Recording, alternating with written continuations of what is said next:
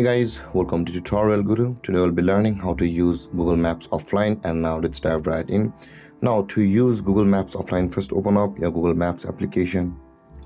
After opening your Google Maps application, guys, in order to use the Google Maps offline, you'll be required to download an area of map which you will be using. So to do that, at the top right corner of the screen, you can see your profile picture icon available for us. At the top right corner of the screen, tap on your profile picture icon at the top right, and this kind of interface will appear where you can see the offline maps option available for us.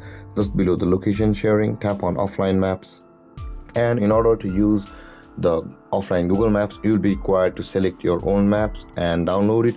So in order to do that, tap on the select your own map option over here, and after doing that, guys, you'll be landed on this interface where you'll be required to choose the range of the map which you will be using over here. And after choosing the range of the map over here, tap on the download button at the bottom right corner of the screen, and then that map will be downloaded on your Google Maps account. So let's wait for the download to be finished.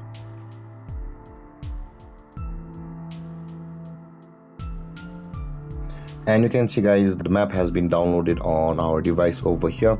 Now to use it, guys, you can use your normal maps as like this even if you're offline on your phone. But guys, there will arise a problem if you are out of the range of the map which you have downloaded on your phone.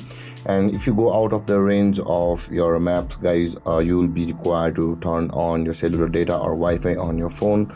And with that being said, guys, you will be able to use your maps as you regularly do over here.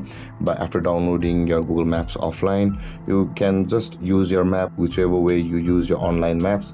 After being downloaded, guys, after the map has been downloaded, it will be like using the map on the Google Maps application online. But the only difference that even you'll be offline, the maps will still operate.